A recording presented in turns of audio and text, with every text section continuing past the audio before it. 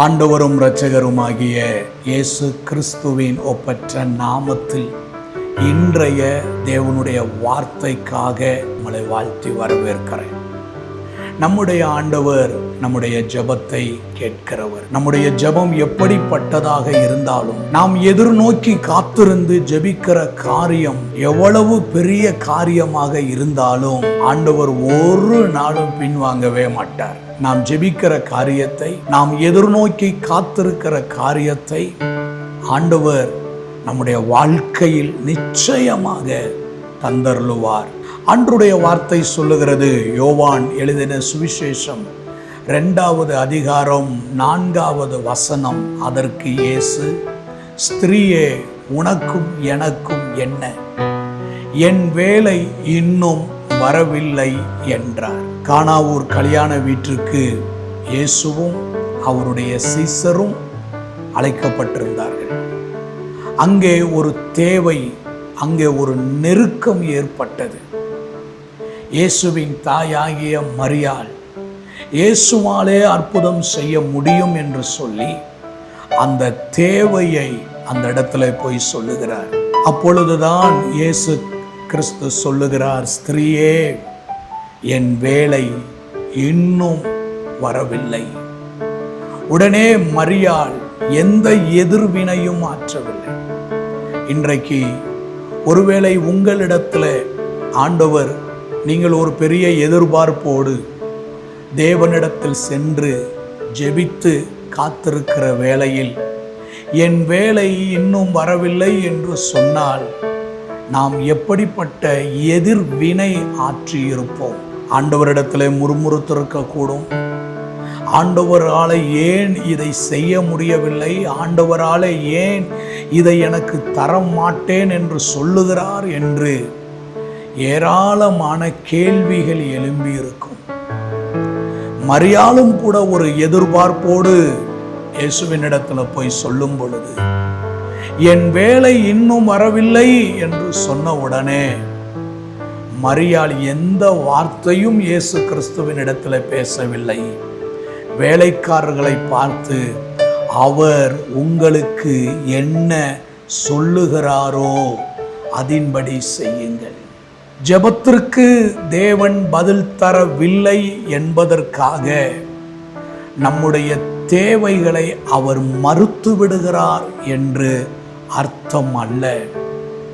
ஒருவேளை நம்முடைய ஜெபங்களும் நம்முடைய எதிர்பார்ப்புகளும் நீண்ட காலமாக இருந்து மிகப்பெரிய தாமதம் நமக்கு ஏற்படுகிறது என்றால் நம்முடைய ஜெபம் கேட்கப்படவில்லை என்று அர்த்தம் அல்ல. நம்முடைய ஜெபத்தை தேவன் கேட்டிருக்கிறார். அது நமக்கு தேவையான ஒன்றா, அது தேவ சித்தத்திற்கு உட்பட்டு இருக்கிறதா என்பதை தேவன் ஆராய்ந்து பார்க்கிறார். தேவன் நிதானித்து பார்க்கிறார். அது அவசியமான ஒன்றா? இந்த ஜெபத்திற்கு பதில் கொடுத்தால் இதில் ஆண்டவருடைய நாமம் மகிமைப்படுமா என்பதை ஆண்டவர் ஆராய்ந்து பார்க்கிறார். அது மாத்திரம் அல்ல, அந்த ஜெபத்திற்கு பதில் கொடுத்தால், அந்த ஜெபத்திற்கான பதில் கிடைத்தவுடனே ஜெபித்த நபர் நீங்கள் எப்படிப்பட்ட மனநிலையில் இருப்பீர்கள்? ஒருவேளை ஆண்டவரை விட்டு பிரிஞ்சு போயிடுவீங்களா? ஒருவேளை பெருமை உங்களுக்குள்ள வந்துடுமா? தேவனுக்கு எதிரான காரியங்கள் எதுவும் உங்களுடைய சுபாவங்களிலே வெளிப்பட்டு விடுமா என்பதை ஆண்டவர் ஆராய்ந்து நிதானித்து பார்க்கிறார். நீங்க ஆசைப்பட்ட ஒன்றை உங்களுக்கு கொடுத்து விட்டு உங்களை தேவன் இழந்துவிட விரும்பவில்லை. நீங்கள் ஆசைப்பட்ட ஒன்றை நீங்கள் பெற்றுக்கொண்டு பின்மாற்றத்திற்குள் தள்ளப்படுவதற்கு ஆண்டவர் விரும்பவில்லை.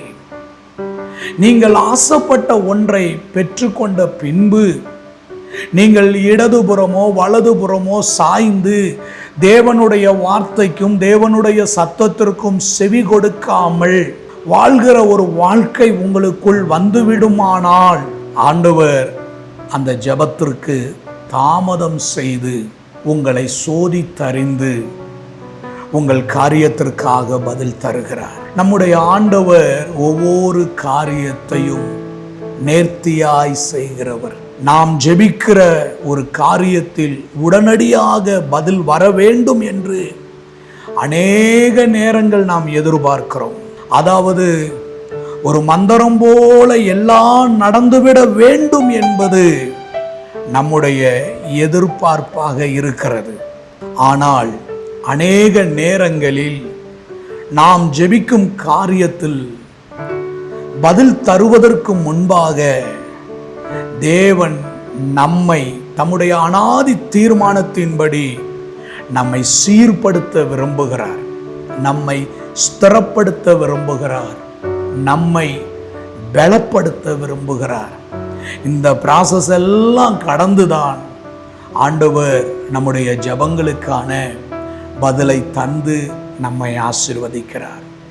ஆகவே இன்றைக்கு என் ஜெபத்திற்கு பதில் வரவில்லை, என் ஜெபத்திற்கு தாமதம் ஏற்படுகிறது, ஆண்டவர் தாமதிப்பதினால் என் ஆசைக்கு மறுப்பு தெரிவிக்கிறார், என்னுடைய விருப்பத்திற்கு மறுப்பு தெரிவிக்கிறார் என்று எண்ணாமல் தாமதிக்கிறது என்றால் அது மகிமையில் முடிவடைய போகிறது. தாமதிக்கிறது என்றால் அதில் தேவனுடைய நாமம் மகிமைப்பட போகிறது என்று நீங்கள் நம்பி தேவனுடைய கரத்தில் மரியாதை போல அவர் என்ன சொல்லுகிறாரோ அதன்படி செய்வதற்கு நான் என்னை ஒப்பு கொடுக்கிறேன் என்று உங்களை ஒப்பு கொடுத்து விடுங்கள். ஆண்டவர் தன் காரியத்தை மகிமையாக நிறைவேற்றி முடிப்பார். அன்பின் நல்ல ஆண்டவரே, இந்த நல்ல வேலைக்காக நாங்கள் உமக்கு நன்றி சொல்லுகிறோம். ஒவ்வொன்றையும் செய்வதற்கு ஒரு காலத்தை நேரத்தை குறித்திருக்கிற ஆண்டவர், எங்கள் வாழ்க்கையில் ஆண்டவர் நேர்த்தியாய் செய்வீர் என்கின்ற நம்பிக்கையோடு விசுவாசத்தோடு நாங்கள் காத்து நிற்கிறோம். இயேசுவின் நாமத்தில் பிதாவே, ஆமென். God bless you.